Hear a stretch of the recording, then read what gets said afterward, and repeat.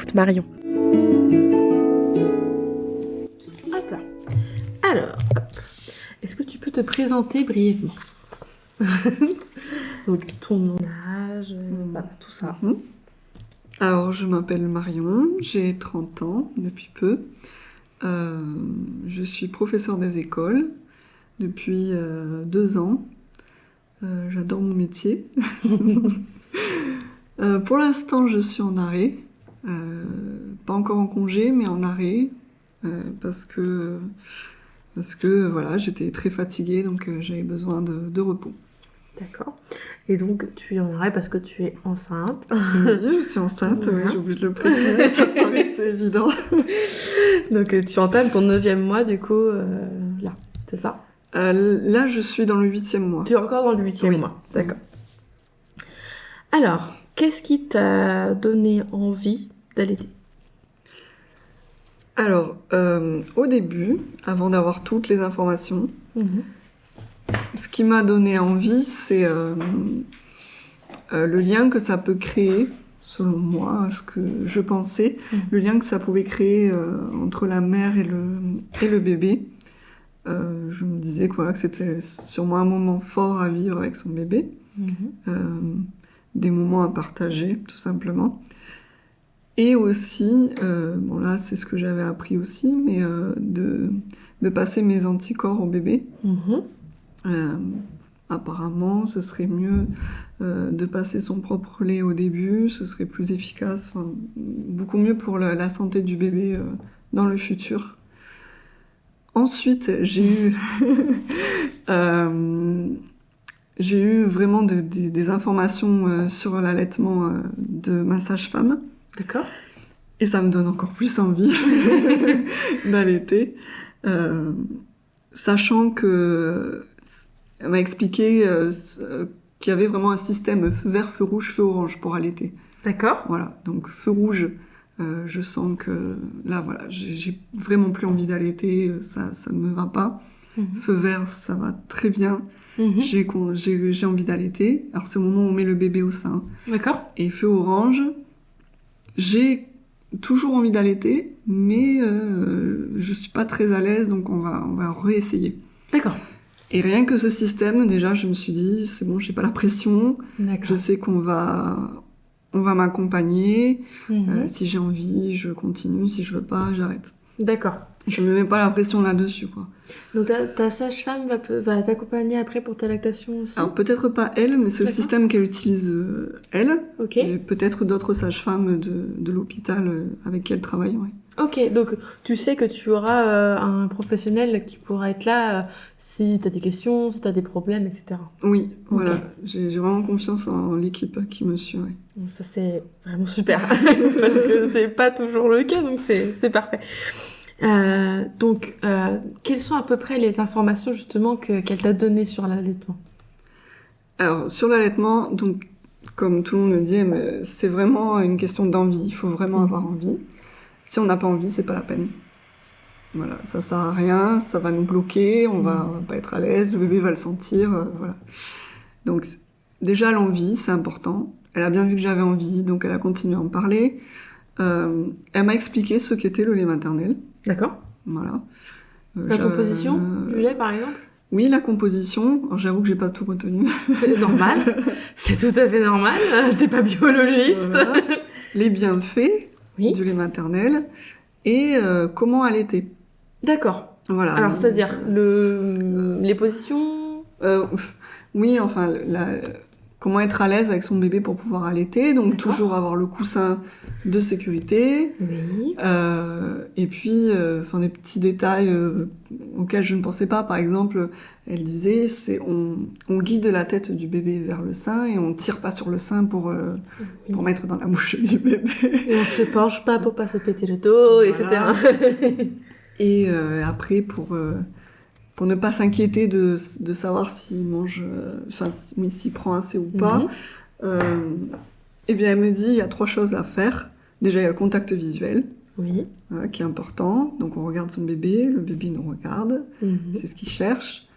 La déglution, apparemment, si on entend, c'est que c'est bon. qui doit bien prendre le sein entier, enfin Le mamelon le complet. mamelon Pas complet. que le téton. C'est ça. Et puis après, il faut surveiller la couche. Apparemment, entre chaque tété, il doit y avoir quelque chose dans la couche. Enfin, pas forcément du caca. Pas forcément des selles. Voilà. Mais les urines. C'est ça. Est-ce que tu as eu des informations aussi sur les bienfaits pour la maman d'allaiter? Non. Pas du tout. Ou peut-être qu'elle en a parlé, que j'ai encore oublié. Hein. D'accord, oui, c'est possible avec la fatigue et tout. Elle donne beaucoup d'informations, donc je garde des petites choses comme ça. Oui, Je sais qu'à un moment, elle a parlé, alors pas forcément pour les bienfaits, mais des difficultés qu'on pouvait avoir, que ça pouvait être difficile au début. Elle d'accord. rentre pas forcément dans les détails parce qu'elle veut pas non plus inquiéter. D'accord. Bah, tout normalement, ça Voilà. se passe bien. Voilà, elle dit il n'y a pas de raison. Donc après, elle explique voilà, qu'il faut toujours hydrater. La dernière goutte de Voilà. lait. Le meilleur conseil. Toujours, la dernière goutte, tu te masses avec. Normalement. Oui, voilà, c'est ça. Si elle l'a dit, ça. Ça, c'est vraiment un des Oui, trucs oui. les plus importants pour limiter au maximum le risque de crevasse. D'une femme à l'autre, ça peut varier parce qu'on a tous une peau différente. Et d'un bébé à l'autre, il y en a qui vont avoir des suctions très fortes, etc. Oui. Mais en général, ça te protège quand même vachement bien, le Oui. fait de faire ça. Donc du coup, elle t'a peut-être pas parlé du fait que ça accélérait les tranchées, par exemple. T'as entendu ce mot-là, tranchée? Non. Les tranchées, c'est les contractions que tu vas avoir après l'accouchement.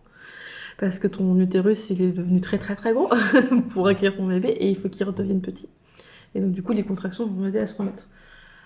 Quand tu allaites, ça accélère ce processus-là. C'est pour ça aussi qu'on a cette impression que tu perds plus facilement du poids. Parce que c'est vrai, en fait, tu vas perdre le poids de ton utérus, tu vas le perdre plus vite. Parce D'accord. qu'il va se résorber plus vite. Donc c'est normal qu'au début, les premières tétées, tu puisses même avoir vraiment quasiment des contractions comme à ton accouchement. Tu vas sentir très fort, et après ça va s'arrêter. Mais parce que le fait de la succion, ça va provoquer ce truc-là. Parce que c'est l'ocytocine. L'ocytocine, c'est vraiment l'hormone de la maternité, l'hormone qui va tout guider. C'est elle aussi, elle provoque en partie la lactation avec d'autres hormones. Et donc du coup, elle joue un rôle aussi dans la remise en place de tout ce matos en mode c'est bon, le bébé est là, Oui. il n'y a plus besoin de tout ça. Donc c'est très bon en fait le fait que ça se résorbe facilement, tu vois, par rapport à quelqu'un qui allait pas ou ça voilà. Ouais. Il y aura pas ce processus en plus qui va aider quoi. D'accord. Voilà. Donc Puis après, enfin, si elle m'a quand même donné des informations sur comment est-ce qu'on a du lait dans le sein, parce que c'est bien ça. ça je savais pas. Moi, je croyais que c'était une poche pleine. Enfin, Tout le monde, voilà. tout le monde a cette idée-là. Ce sont des canaux et le Voilà. lait arrive par les canaux. Les lait arrive par les canaux. Que la taille des seins, ça compte pas, Voilà. etc. Très, très important à dire parce que t'as Ouais. des gens qui pensent j'ai des obus donc je vais avoir plein de lait. Non mais ça n'a pas de rapport. Mm. Ou j'ai pas de sein, t'auras jamais assez à manger. Non mais si, bien sûr. Elle t'a expliqué la loi de l'offre et la demande, Oui. je suppose. Voilà. Plus tu mets ton bébé au sein, plus t'as de lait. Est-ce qu'elle t'a présenté du matériel utilisable pendant l'allaitement? Oui. Alors, elle m'a parlé des bouts de sein en silicone. Oui, d'accord. Il me semble que c'est si le bébé n'arrive pas trop à attraper le mamelon, c'est ça? Ouais, exactement. Voilà, donc ça pouvait aider le bébé. Mhm. Et puis aussi, donc après la tétée, Mhm. donc quand on a hydraté le sein, Oui. alors elle m'a pas conseillé les coussinets classiques. Du coussinet d'allaitement. Elle m'a parlé de petits coquillages. Oui. Parce que elle disait justement le coquillage il va pas absorber le produit contrairement au coussinet ou C'est ça. au soutien-gorge, etc. Ok, donc du coup, elle t'a parlé des coquillages d'allaitement, des bouts de sein en silicone. Oui. Est-ce qu'il y a eu encore d'autres choses Elle a parlé du tire-lait, mais là c'est pareil, c'était très rapide parce qu'elle a dit que c'est vraiment en fonction, c'est à l'hôpital sur D'accord. place qui verront si j'en aurais besoin ou pas. D'accord. Et puis ils feront l'ordonnance pour louer un tire-lait à la pharmacie. Oui, peut très bien ne jamais utiliser tire-lait. Il y en a qui n'utilisent jamais. Moi, je l'ai beaucoup utilisé, mais parce que j'ai eu plein de soucis. Ouais. C'est encore autre chose. Ok.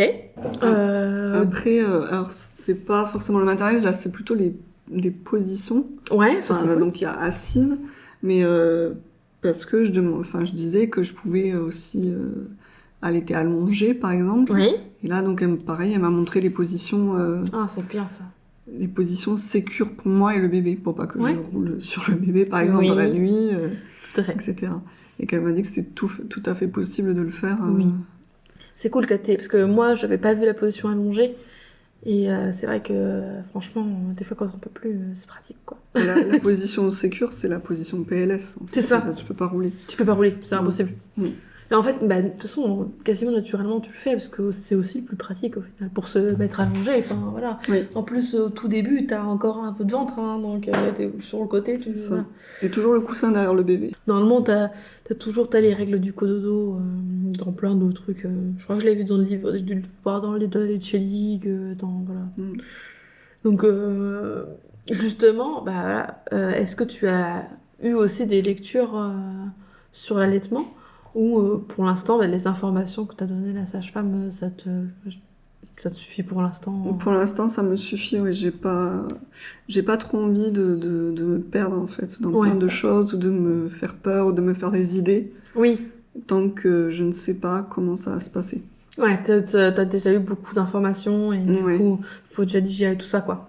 Oui, c'est ça. Enfin, c'est surtout que je me dis, je ne sais pas. Est-ce que je vais vraiment allaiter? Est-ce que je vais aimer ça? Est-ce que ça va passer? Enfin, voilà. Donc j'attends de voir déjà. Je vais avoir un atelier avec une conseillère en lactation. Ah, c'est bien. Oui. Avant l'accouchement. Oui, je sais plus, la semaine prochaine ou dans 2 semaines. Enfin, Ah, c'est cool je la ça. vois, oui. Mhm. C'est un atelier collectif. Aucune idée. D'accord, je sais pas. C'est organisé par l'hôpital, on peut s'inscrire et voilà. Donc elle m'a appelé pour me dire à telle heure, tel jour et voilà. Génial. Ah bah ça c'est super. Franchement, toutes les informations que tu peux avoir, faut vraiment tout prendre. D'accord. Est-ce que toi tu as été allaitée par ta maman? Est-ce que tu sais? Je voulais poser la question à ma mère justement. Je pense que oui. D'accord. Je ne suis pas sûre parce que j'ai l'impression que quand elle me parle d'allaiter, j'ai l'impression qu'elle l'a fait, mais D'accord. je ne sais pas du tout. Ok. Après, voilà, c'est l'ancienne génération, c'est avec des idées bien arrêtées, Oui. qu'il faut allaiter de temps de temps, etc. Voilà. Et qu'après c'est trop. Il va trop s'attacher. Mon Dieu, quelle horreur. D'accord. Et à part moi, qui fait partie de ton entourage, est-ce que tu connais d'autres personnes qui ont allaité ou qui allaitent encore? Qui ont allaité, oui. J'ai 2 copines qui ont allaité. Mhm. Après, j'ai connu des parents qui ont allaité longtemps aussi. D'accord. Donc j'avais un élève en tout cas qui était allaité encore jusqu'à 4 ans. D'accord. Mhm. Oui, dans mon entourage, même ma belle-mère, par exemple. Ah, elle a allaité aussi ses enfants. Alors, elle a essayé d'allaiter, mais elle ne produisait pas de lait, en fait. Elle produisait très, très peu de lait, donc elle a dû arrêter, en fait. Ok. Voilà. Mais oui, j'en connais pas mal qui ont allaité. Ok, donc pour toi, enfin,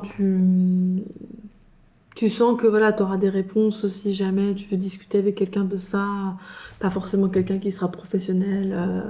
Oui. Voilà, ça, Oui. ça c'est bien. Et en plus, du coup, tu as des personnes de plusieurs générations différentes. Oui. Voilà. Oui. Et du coup, est-ce que tu as déjà vu quelqu'un allaiter? Oui, moi quand j'étais plus jeune, dans mon entourage familial. Oui. Il y avait beaucoup de gens qui allaitaient? Oui, et puis, alors, je sais pas après si c'est une question de culture ou pas.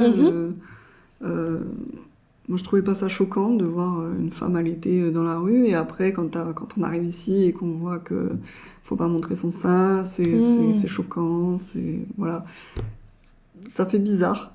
Donc forcément là, ici j'en ai vu une. Un festival de manga. D'accord. Qui avait son bébé dans le porte-bébé. Donc elle oui. marchait et puis elle allaitait en même temps.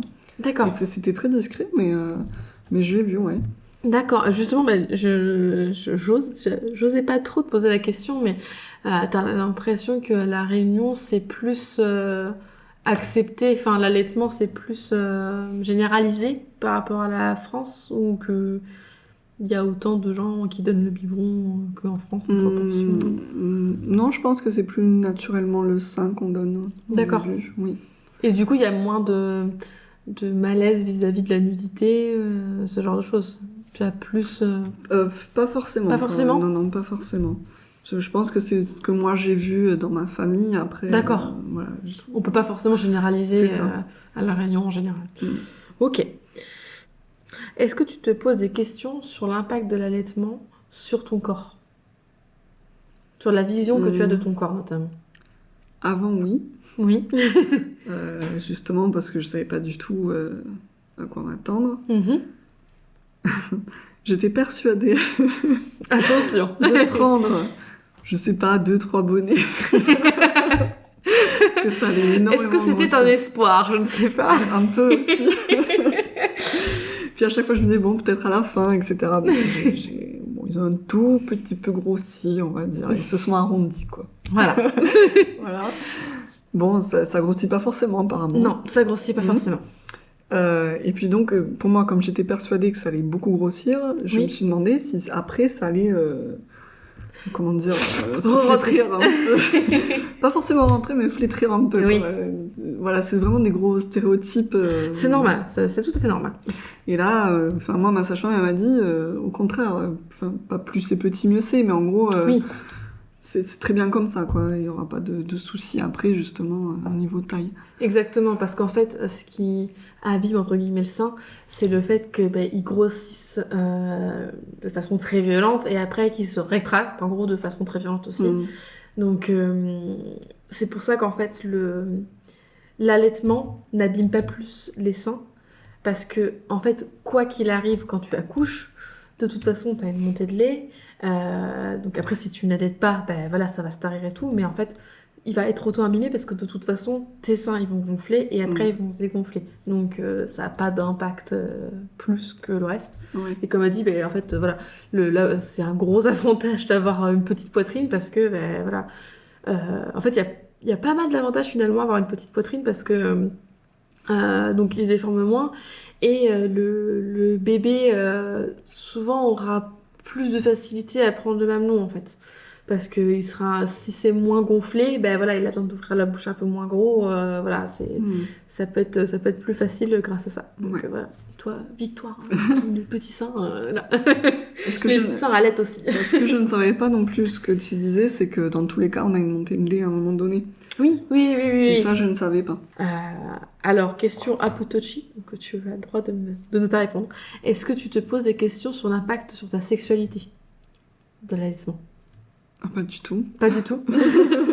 Non mais je veux dire, est-ce que t'as pu avoir même des remarques de ton conjoint sur ça, genre, enfin voilà. Oh non. Pas du tout. Oh non. Voilà. Toi, tu dissocies complètement les deux. Enfin. Ah oui, non, mais même, il m'a dit, ça, tu fais ce que tu veux, hein. Tu veux allaiter, tu allaites, tu veux pas, enfin, c'est ton corps. Là-dessus, non, il y a pas du tout de problème. Ouais, parfait, très bien. Est-ce que, du coup, tu parlais un peu de l'allaitement en public? Est-ce que tu penses que toi, tu pourrais allaiter en public, même de manière discrète ou machin, ou est-ce que tu penses que ce serait plutôt en retrait? Moi, je pense que ce serait plutôt en retrait, parce que je suis très pudique, que j'aurais des petites réserves à mettre dans le biberon, ou même faire du mixte, en fait. Ça aussi, ça m'a rassurée. Oui, que c'est possible. Voilà, de faire du mixte, si ça pouvait m'arranger. Oui. Par contre... vaut mieux le faire si vraiment t'as pas le choix. Oui. Genre si l'allaitement fonctionne pas bien, enfin voilà, et que genre tu sais qu'au final tu voudras pas allaiter très longtemps ou machin parce que ça dérègle beaucoup l'allaitement en fait. Oui, j'imagine. Après, le mix, on pensait surtout un petit peu plus tard. Ah bah oui, plus tard. Quand il y a moins de tétés. Parce qu'on y a pensé surtout quand justement on a regardé les modes de garde. Bah oui, voilà. Et on s'est dit, s'il y a des problèmes de conservation, du lait, etc., comment on fait quoi. Ouais. Le mixte, c'est vachement bien pour la fin d'un allaitement en fait. Oui, pour commencer à aller vers le biberon, au début tu fais un peu de mixte et après tu passes directement sur du lait artificiel et ça marche très bien. Mais là, ça tombe très bien parce que du coup, mes congés arrivent juste avant les vacances d'été. Et Donc, oui, c'est bien, t'auras j'ai plein le de temps. temps. Voilà, j'ai Ça, le c'est temps. cool. Et à la rentrée, on va passer sûrement, enfin, on verra bien, hein, à la diversification. Et puis, il y aura moins de TT. Donc, ce sera plus facile de passer au mixte à ce moment-là. Ah ouais, non, c'est super. Mais c'est vrai que oui, c'est vrai que quand tu fais ton choix au départ, en gros, d'allaiter, et quand t'as pas de renseignements, tu te dis pas que tu peux faire un peu les deux. Oui. C'est ça. Ok. Pour toi, quelle est la place du père dans l'allaitement? Autant de place que la mère. D'accord. Parce que dès le départ, moi, j'ai dit à Thierry que, que de toute façon, enfin, il y a le contact avec le bébé, déjà. Moi, je trouve ça important. Et j'ai pas envie qu'il se sente à l'écart. Donc, lui aussi, il aura ses biberons avec mon lait pour donner le lait au bébé. D'accord, donc tu penses que c'est important que le papa participe aussi à l'alimentation du bébé. Ok. Du coup, tu penses qu'il sera plus investi dans les autres tâches qui sont pas liées à l'alimentation, par exemple genre le change, etc. Vu que voilà, lui il peut pas allaiter, mais il peut faire le change, il peut faire le bain, il peut faire d'autres choses. Ça sera partagé, je pense. D'accord. J'avoue que là, j'ai un peu de mal à imaginer, oui. Je sais qu'il sera pas trop rassuré au début pour le change et le bain, par exemple. Moi, j'ai plus l'habitude. Il m'en a parlé encore la dernière fois. Il a dit que je lui montrerai. Enfin, voilà, il a envie, de toute façon. Mais de toute façon, à la maternité, on te montre. Hein. Oui. Heureusement. Oui, je sais, Parce qu'il y a des parents, même des mamans, hein, les femmes n'ont pas ça gravé dans leur code de génétique, qui ne savent pas, qui n'ont jamais mis une couche, qui n'ont jamais donné le bain. Enfin, moi, par exemple, j'avais déjà mis des couches, mais jamais j'avais donné le bain. Hein. En plus, un nourrisson, il vient de naître, quoi. Tu te dis, mon Dieu, je vais le noyer. Enfin, au départ, on est tous ultra stressés. Hein. Oui. Donc, mais c'est normal. C'est vrai que quand t'es le papa, t'es plus extérieur, donc t'as plus peur de pas savoir faire. Oui, c'est ça. Et souvent, t'as pas eu un modèle de père qui l'a beaucoup fait. Donc, tu te dis, ma mère, elle savait mieux, donc du coup, la mère, ça c'est mieux. Donc, c'est normal aussi, quoi. Après, enfin, oui, voilà. Mais je pense qu'il va beaucoup s'investir quand même. Hein. Il a envie. Bah, si l'envie est là, il n'y a pas de raison qu'il s'investisse pas. C'est ça. C'est ça le principal, en fait. Voilà. En fait, c'est tout ce que j'avais à poser comme question. Bah, merci beaucoup. De rien, je t'en prie. Voilà. Merci d'avoir écouté cet épisode jusqu'au bout. Et surtout, un grand merci à Marion pour son témoignage. Si vous souhaitez me suivre sur les réseaux sociaux, vous pouvez me retrouver sur Instagram, Facebook et Twitter, mais c'est sur Instagram que je suis la plus active. Si vous souhaitez que je devienne votre doula et que je vous accompagne pendant votre grossesse, pendant votre accouchement et ou en postpartum, ou si vous souhaitez prendre des cours de portage, jetez un coup d'œil à mon site www.lavoilactedoula.fr. Tous les liens sont en description. Je vous souhaite une bonne journée, soirée ou nuit et vous dis à bientôt pour un prochain épisode de tes témoignages.